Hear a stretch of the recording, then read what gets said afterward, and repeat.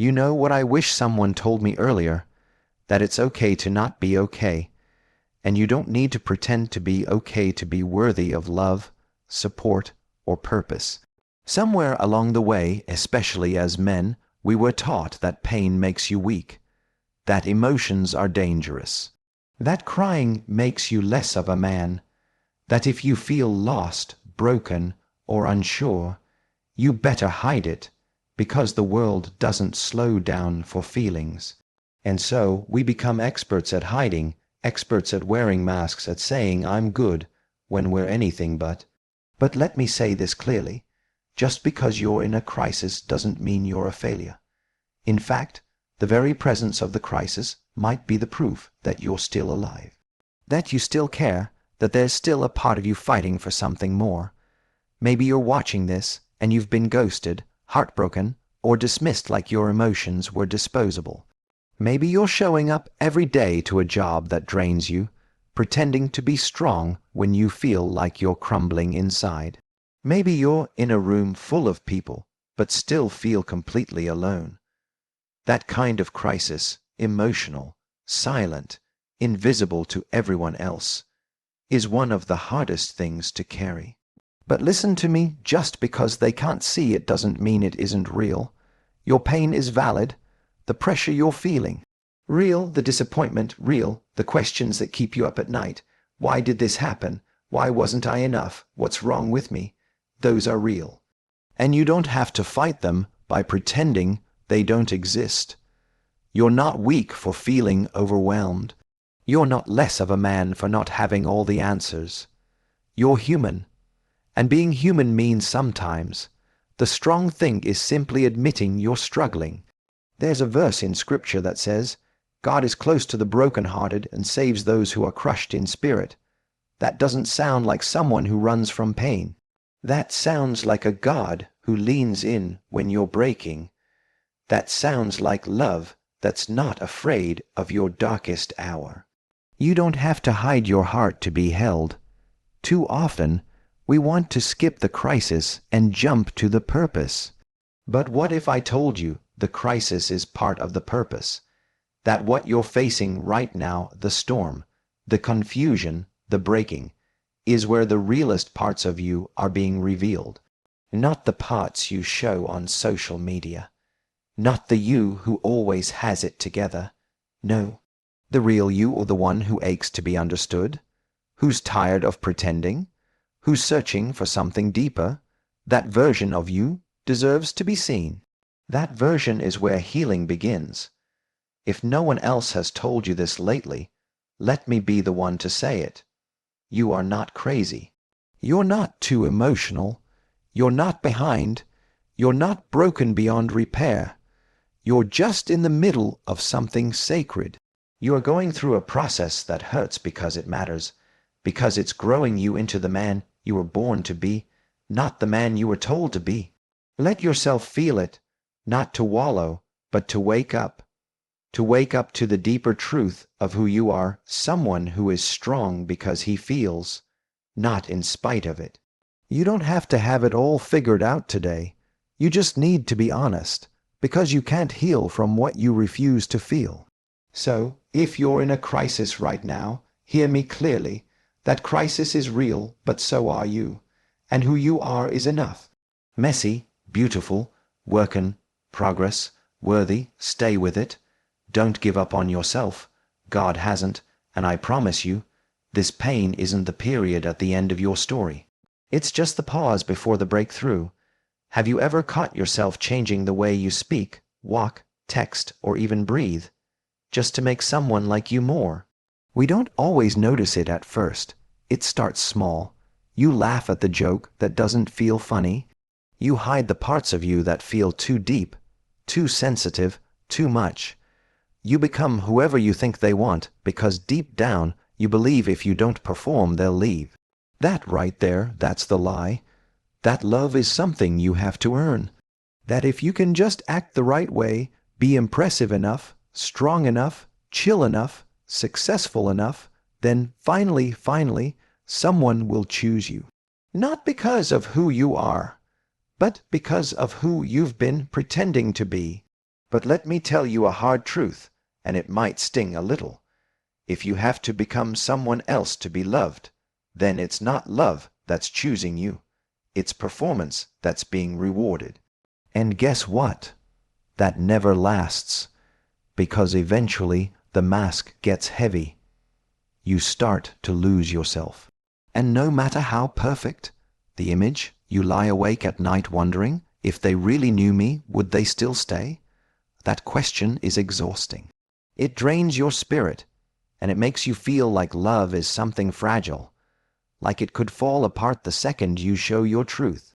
But real love, the love that builds, the love that heals, the love that holds, doesn't require you to audition.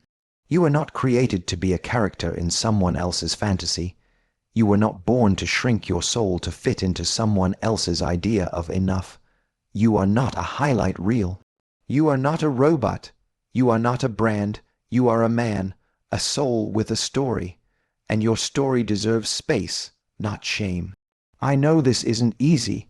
Some of us learned early on that our feelings weren't safe, that being honest got us rejected, that if we were vulnerable, we'd be laughed at, left, or labeled too emotional. So we learned to be cool. Detached, mysterious, we called it confidence, but really it was just fear dressed up in nice clothes. But here's what I've come to understand. You cannot build intimacy through inauthenticity. If the goal is real connection, the kind where you're fully seen, fully loved, fully free, then you have to stop performing. You have to stop shifting just to be accepted, because the person who falls for the version of you that's fake will never be able to love the version of you that's real. So here's what I'm asking. Can you be brave enough to show up, not perfect, not polished, not curated? Just you, unfiltered, unmasked, unapologetically human. And I get it, that's risky. Vulnerability always is. But hear me when I say this. The right love sees the real you and stays.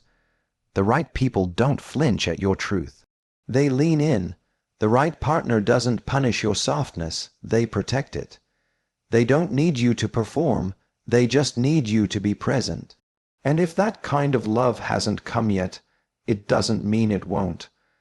It just means you're still becoming the man who can receive it. There's a verse that says, "Perfect love casts out fear." You know what that means to me. It means that real love, not ego, not image, not manipulation, but real love makes it safe to be known.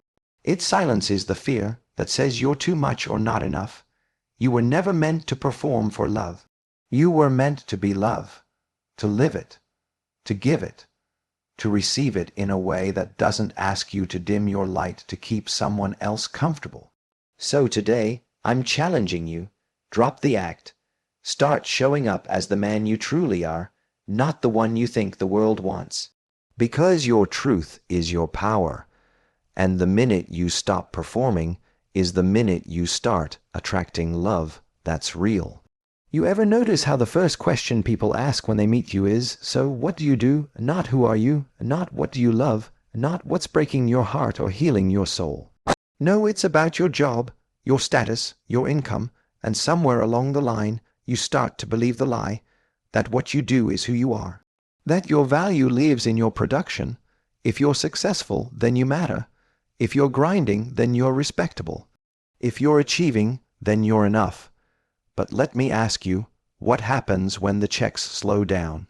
What happens when you're between jobs, or your startup fails, or you walk away from that career that looked good on paper, but made your soul feel like it was suffocating? Suddenly you start to question everything. If I'm not producing, am I still valuable? That's the crisis so many men silently live with, especially those who seem to have it all. The high, pal, you men who checked every box, the degree, the money, the watch, the followers, and still feel like something's missing. Let me say this to you slowly. Your worth was never supposed to be defined by your output. You are not a machine. You are not your resume. You are not just a provider. You are a person, a spirit, a soul, And the world might never teach you that because it benefits from your hustle. It profits off your exhaustion. It cheers when you're killing yourself to keep up. But the second you pause to reflect, to heal, to be still, it questions your manhood. But hear me clearly, God never called you to be a product. He called you to be a person, and your greatest value isn't in what you build, it's in who you are becoming. You are valuable in rest. You are valuable in silence. You are valuable even when you feel broken. You were valuable the day you were born before you ever picked up a title, made $1, or set a goal. And that truth, it doesn't expire when you fall down. It doesn't vanish when you fail. We've confused purpose with pressure. We've confused calling with performance. But your purpose is not to perform. It's to become someone who lives in truth, who walks in integrity, who finds peace even when the platform is quiet, because I promise you, the people who love you for your productivity will vanish the moment you stop performing. But the people who see you for your soul, they'll stay. They're rare, but they're real. And if you've never heard this before, I want you to hear it now. You are enough without the title, without the promotion, without the applause. You are enough as a man who feels. You are enough as a man who's figuring it out. You are enough not because of what you do, but because of who you are when no one's watching. Jesus didn't come for perfect people. He didn't hang with the elite. He walked with the forgotten, the broken, the ones who didn't have anything to offer but their honesty. Why? Because God doesn't measure you by your performance. He looks at your heart. So today, if you've been tying your value to what you can produce, I invite you to untangle that lie. You are allowed to rest. You are allowed to fail. You are allowed to just be and still be worthy of love. Because at the end of your life, no one will remember your LinkedIn bio. They'll remember how you loved, how you showed up, how you made them feel, and most of all, how you finally saw yourself as enough. There's something about waiting that breaks a man in ways nothing else can. Waiting for the right relationship. Waiting for the breakthrough. Waiting for the season where things finally make sense. And in that silence, in that space where nothing seems to be moving, it's easy to believe the story is over. You start thinking, maybe this is it. Maybe this is as good as it gets. And if you're not careful, you begin living like the future has already been decided, like God's pen has run out of ink when it comes to your life. But I want to say something that I hope hits you right where it needs to. God is still writing. This isn't the end of your story. It's just the chapter where everything feels uncertain. And listen, I get it. When you're in the middle of the mess, the breakup, the unemployment, the spiritual drought, it's hard to believe that anything good can come out of it. You don't see purpose. You don't see beauty. All you see is a blank page where you thought there'd be answers. But faith isn't about seeing the whole story. It's about trusting the author. Sometimes the silence is not God forgetting you. It's God forming you. It's not punishment. It's preparation. Because before every great move in your life, there has to be a season where everything quiets down, so you can hear His voice again. See, if He gave you everything right now, the love, the clarity, the platform, would you be ready to handle it? Would your heart be healed enough to love someone deeply? Would your identity be strong enough not to lose yourself in the spotlight? Would you know how to steward the blessings you're asking for? God doesn't deal in delay to be cruel. He uses delay to develop, to deepen your roots before He lifts you up. Because elevation without foundation isn't a blessing. It's a setup for a fall. And I know you're tired. I know the waiting feels like rejection, but I promise you, what feels like a no might just be a not yet. And what feels like abandonment is often alignment in disguise. Remember this. God didn't bring you this far to leave you in the middle. He's not done with you. The parts of your story you hate, The ones you wish you could erase, he's using those too. Every scar, every silence, every closed door, he's weaving it together not for your image, but for your impact. See, the best stories don't skip the hard parts. They walk through them. And when you're finally on the other side, and people ask you how you got through, you won't say, "I figured it all out." You'll say, "I kept showing up when it didn't make sense. I kept trusting when I didn't feel it. I kept believing that God wasn't finished yet." And maybe that's what you need to hear today. You don't have to figure everything out. You just have to keep turning the page. This chapter may feel like a valley, but the valley is where God builds voices, where He sharpens vision, where He whispers things you can't hear when life is loud. So take a breath. Your timeline is not broken. Your story is not behind. God is not done.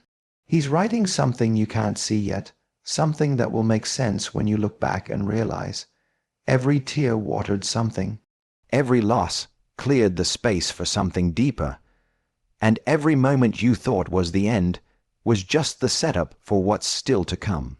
Don't close the book on yourself too soon. God is still writing. Let me ask you something real, and don't answer too fast. When was the last time you were fully seen? I mean really seen, without the filter, without the armor, without the pressure to be on. For a lot of us, the answer is never. We've gotten so used to curating ourselves, especially in dating, in relationships, in how we show up as men, that we forget what it feels like to just be. Be soft, be messy, be confused, be human, and still be held. See, the problem isn't that we don't want love. The problem is, we're afraid the real us won't survive it. So we send our representative, the confident, collected version. The emotionally bulletproof man who's ambitious, put together, low maintenance, safe. And maybe that gets attention, but attention is not intimacy. Because at some point, when the performance wears thin, you're left asking a quiet, terrifying question. If they knew the full truth about me, would they still choose me? That's where a lot of us shut down. That's where we say, "I don't need anyone." That's where we convince ourselves love is a distraction, a liability, a weakness. But really, that's where we stopped believing we were lovable as we are. But I want you to hear this, and not just in your mind. I want it to sink into your soul. The right love will see the real you and stay. You won't have to beg for it. You won't have to shrink for it. You won't have to bleed for it. Real love doesn't punish vulnerability, it protects it. If someone needs you to be emotionally numb just to keep the peace, that's not love, that's performance. If someone only shows up when you're winning, that's not love, that's convenience. If someone backs away when your truth gets heavy, that's not love, that's fear wearing a mask. But love, real, soul-level, God-breathed love, it sees your wounds and doesn't flinch. It hears your silence and leans in. It sits with you in your confusion, in your frustration, in the parts of you even you don't like, and says, "I'm not going anywhere." But here's the catch. Before someone else can love the real you, you have to let them see the real you. And that's scary, that's vulnerable, but that's where healing begins. Because the version of you that's pretending can't receive real love. Only the truth of who you are can do that. And listen, if you've been rejected for showing up honestly, I'm sorry. That's a wound no man should carry. But their inability to hold you wasn't a reflection of your worth. It was a reflection of their capacity. Don't let a past heartbreak convince you you're too much to love. You're not too emotional. You're not too complicated. You're not too soft. You're just someone who's ready to stop pretending. And when that kind of man, the unfiltered, authentic, grounded one, finally meets the kind of love that was built to see him, that's when the real relationship begins.